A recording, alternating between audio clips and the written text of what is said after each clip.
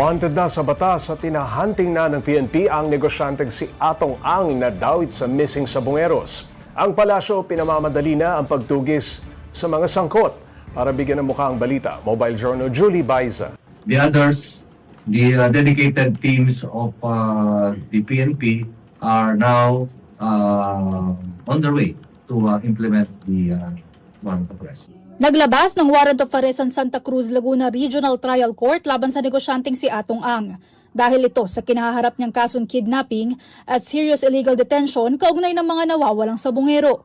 Ayon kay PNP Chief Police Lieutenant General Jose Melencio Nartates Jr., tukoy nila ang iba't ibang lokasyon na posibleng kinaroroonan ni Ang at tiniyak niya na gagawin ng pulisya ang lahat para maipatupad ang utos ng korte. Bukod dito, sinabi ni Nartates na dawit sa warrant ang ilan pang pulis. Some of the personalities subject of that warrant of arrest are actually in custody sa Philippine National Police kasi restricted custody sila doon. I think there are about 10 or 11 police personnel who are under restricted custody and they are now being directed to surrender to the Criminal Investigation and Detection Group. Iniutos naman ng palasyo na madaliin ang trabaho para mapanagot ang mga dawit sa kaso ng mga nawawalang sabongero. Malinaw daw ang utos ng Pangulo sa PNP at law enforcement ay ipatupad ang batas.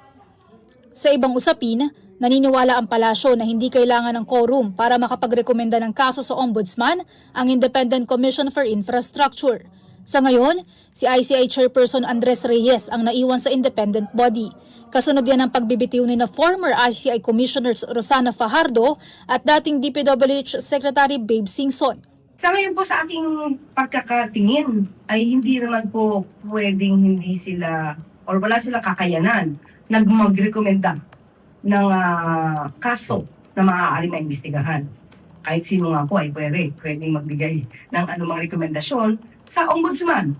So kung kanila yung recommendatory kanilang function to recommend the filing of the case to the ombudsman, kahit po nag-iisa ang isang Justice Reyes, kung ito naman po ay may sapat na ebidensya, hindi naman ito makakahadla para sila po ay mag-rekomenda ng pagsasampang kaso. Kinilala naman ng palasyo na mas maganda kung mas maraming opisyal na mag-iimbestiga at mag-aaral sa mga kaso. Pero hawak daw ni Pangulong Bongbong Marcos ang desisyon kung papalitan sina Singson at Fajardo. Hintay na lamang daw ang Pangulo. Mga kapatid, Mobile Journal Julie Baiza po, hatid ang mukha ng balita. Pag-usapan pa natin ang mga ganap sa palasyo kasama si Mobile Journal Julie Baiza. Julie, kauwi lang ni PBBM mula sa UAE. Kamusta ang naging working visit niya roon? Pops J, alas 11:78 ngayong umaga nang dumating si Pangulong Bongbong Marcos mula sa UAE. Bit-bit niya yung dalawang kasunduan na nilagdaan ng UAE at Pilipinas. Una dyan yung Comprehensive Economic Partnership Agreement o yung kauna-unahang Free Trade Agreement ng Pilipinas sa isang Middle Eastern state. Nandyan din yung Memorandum of Understanding on Defense Cooperation.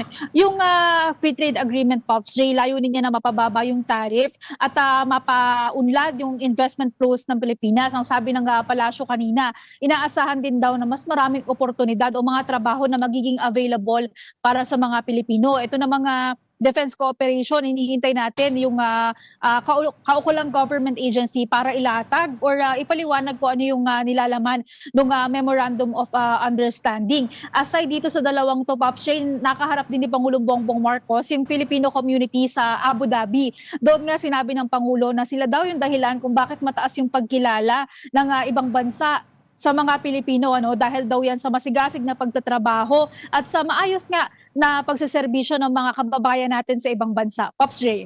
Julie, bago malis at etong nakabalik na si PBBM, ay usap-usapan na rin yung yun daw inilulutong impeachment complaint sa Kongreso laban sa kanila ni VP Sara Duterte.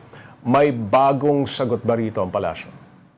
Pops Ray, yung unang nasabi dyan ni Palace Press Officer Claire Castro, si Pangulong Bongbong Marcos daw handa sa sakali man nga may magsampa ng impeachment complaint laban sa kanya. Igagalang daw ni PBBM yung batas at yung mismong proseso. Pero kung ang tutumbukin o ang sasabihing butas nga doon sa impeachment complaint, yung 2026 sinabi ni Castro na wala daw ninakaw si PBBM. Kung yun naman daw usapin ng flood control, mismo ang Pangulo nga daw ang nagsimula ng investigasyon dyan sa anomalya sa flood control. Ang isa pa na sinagot kanina ni Castro, yung sinabi ni Congressman Toby Tiangco kanina na hindi siya lalagda doon sa impeachment complaint versus VP Sara kasi daw yun nga daw flood control investigation walang nangyari. Ang sabi ni Castro kanina, hiwalay daw na usapin yung flood control issue at saka yung mga issue din naman na kinahaharap ni VP Sara dahilan nga kung bakit sinusulong ng iba na mapatalsik siya sa pwesto. Pops Ray. Julie, ang PNP ba may gagawing hakbang tungkol dyan? Lagi naman daw handa ang PNP sa anumang senaryo. Sakali nga daw, Pops Ray, na maikasa itong mga usap-usapan at lumulutang na impeachment complaint laban nga sa Pangulo o kaya Vice Sara Duterte. Pero ang sinasabi nga ng PNP, hindi lang naman daw yung mismo aktibidad or mga pwedeng umusbong na aktibidad yung babantayan nila, kundi titiyakin at sisiguraduhin din daw nila yung seguridad ng publiko. Julie, pinamamadali ng palasyo ang pagtugis sa mga sangkot sa missing sa Bongeros. May lead na ba ang PNP kung nasaan si Atong Ang? Paps, ang huling update ng PNP na aware naman or tukoy naman yung iba't ibang lokasyon nga lang na posibleng pinanggagalingan ni or posibleng kinaroroonan ng negosyanteng si Atong Ang. Pero ang malinaw, Pops Ray, nilinaw ng Bureau of Immigration na walang record na lumabas ng bansa si Ang ayon yan kay BI spokesperson na Dana Sandoval. Julie, may sagot na ba si Yusek Claire Castro doon sa sinabi ni Attorney Trixie Angeles na hindi naman daw grave threat ang binitawan nito?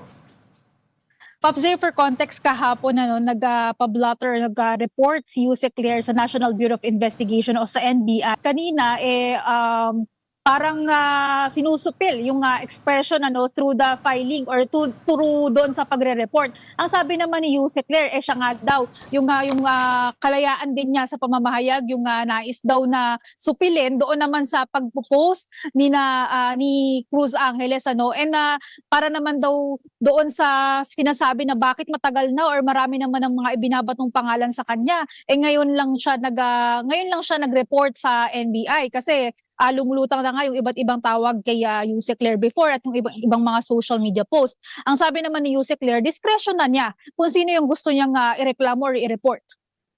Julie, nagkakasagutan itong si Senador Ping Lacson at Presidential Sister Senator Amy Marcos tungkol sa national budget. May komento ba dyan ang palasyo? Pops, sa ngayon wala pang inilalabas na pahayag ang palasyo tungkol dito sa mainit na sagutan ng dalawang senador. For context din, nagkaroon nga sila ng palitan ng maaanghang na salita. Una dyan, sinabi ni Senator Ping na magsabunutan daw kami, sabi ni Senator Amy, sa issue ng pork barrel sa 2026 GAA. Pero ang sabi ni Sen Ping, hindi daw piluka yung kanyang buhok, wala rin daw peke sa mukha niya at hindi rin daw postiso yung kanyang ngipin. Kung sinasabi niya sa madalit sabi, walang peke sa anumang bahagi ng kanyang mukha at lalong hindi raw siya bakla. Kaya naman ang sagot naman ni Senator Amy, hindi naman daw niya sinasabing bakla si Senator Ping, pero napakababaw daw nung kahulugan niya sa kung ano naman yung ibig sabihin ng pagiging tunay na lalaki.